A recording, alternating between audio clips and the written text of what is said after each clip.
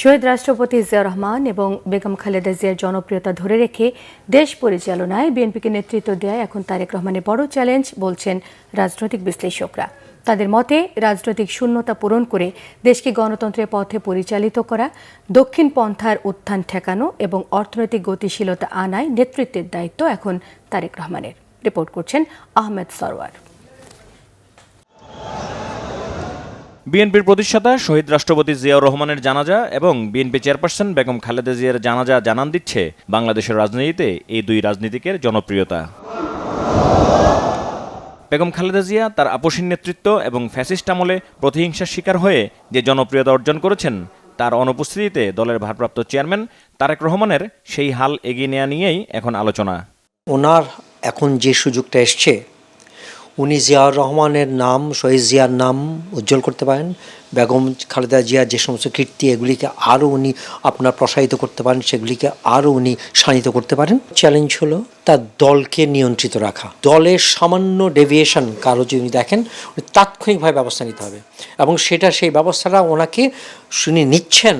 এইটা হলেই হবে না, জনগণকে বুঝতে হবে উনি এটা আসলে আপনার মিন করছেন এবং এটা যেন সাস্টেনেবল হয়। দলীয় মোহ, আপনার আঞ্চলিক মোহ, এগুলো ঊর্ধ্বে উঠতে পারেন। উনি কিন্তু একটা বাংলাদেশের জন্য একটা মাইল ফলক তিনি হবেন এবং ওনার আশেপাশে a man is known by his associates. ওনার আশেপাশে কারা, এটাকে ওনাকে অনেক সতর্ক থাকতে হবে। আমরা কিন্তু একটা বড় রাজনৈতিক শূন্যতার মধ্যে পড়ে গেছি, কারণ দীর্ঘদিন একটা কর্তৃত্ববাদী শাসকের অধীনে থেকে গণতন্ত্র আসলেই নির্বাসিত হয়ে গেছে এবং গণতন্ত্রের প্রতিষ্ঠানগুলো ধ্বংস হয়ে গেছে। ওনার দল আর আমাদের রাজনৈতিক মতপার্থক্য আছে, কিন্তু গণতন্ত্রের পথে যাত্রা, নির্বাচনী যথাসময় হওয়া, মুক্তিযুদ্ধকে সমন্বিত রাখা, উগ্র দক্ষিণপন্থীকে প্রতিহত করা, এই ধরনের কতকগুলো ঐক্যের জায়গা যদি আমরা ঠিক রাখতে পারি, যার যার জায়গা অবস্থান করে, তাহলে আগামী দিনে গণতন্ত্রের যাত্রা আমি করতে পারবো এবং উনি একটি বড় দলের প্রধান হিসাবে এই দায়িত্ব যদি যথাযথভাবে পালন করতে পারেন, তাহলে বোধহয় ইতিবাচক ভূমিকায় আমরা দেখতে পাবো। গত ১.৫ দশকের নির্বাসনের পর দেশে ফিরে যে জনপ্রিয়তার ছোঁয়া দেখেছেন তারেক রহমান, বিশ্লেষকরা মনে করেন সেটিকে তিনি দায়িত্ব মনে করলে তা হবে তার জন্য রাজনৈতিক আশীর্বাদ। একটা দায়িত্ব যে বেড়ে গেল, এই বিবেচনা যদি উনি করেন, তাহলে আমার ধারণা আগামীতে কিছুটা হলেও ইতিবাচক ভূমিকা পালন করতে পারবেন।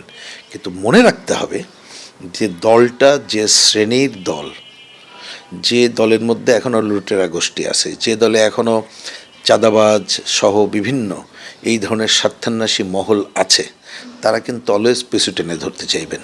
যতটুকু ইতিবাচক ধারা আমরা দেখছি, আমি দেখছি বলতে ওনার শুধু বলছি না, ওই দলেরও দেখছি, এবং আগামী দিনে অন্ততপক্ষে গণতন্ত্রের পথযাত্রায় ব্যক্তি গোষ্ঠী স্বার্থ রক্ষা করবে না, তাহলে ওই দলের রাজনীতির উপরে দাঁড়িয়ে যতটুকু সম্ভব গণতন্ত্রের পথে চলার ক্ষেত্রে কিছুটা ইতিবাচক ভূমিকা রাখবে। এখন যে পাবলিক সেন্টিমেন্ট, মানুষের যাওয়ার কোনো আসলে জায়গা নেই, আস্থার কোনো জায়গা নেই, টেস্টের আর কোনো এই মুহূর্তে কোনো দল নেই।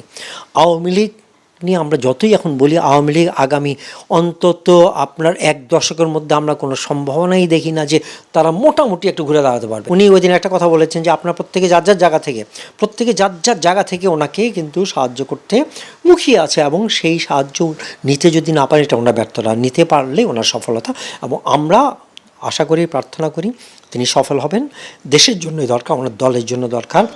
শহীদ রাষ্ট্রপতি জিয়াউর রহমান এবং বেগম খালেদা জিয়ার রাজনৈতিক উত্তরাধিকার তারেক রহমানের নেতৃত্বে বিএনপি কতটা ধরে রাখতে পারে, সেটাই এখন দেখার বিষয়। আহমেদ সরওয়ার, বাংলা ভিশন, ঢাকা।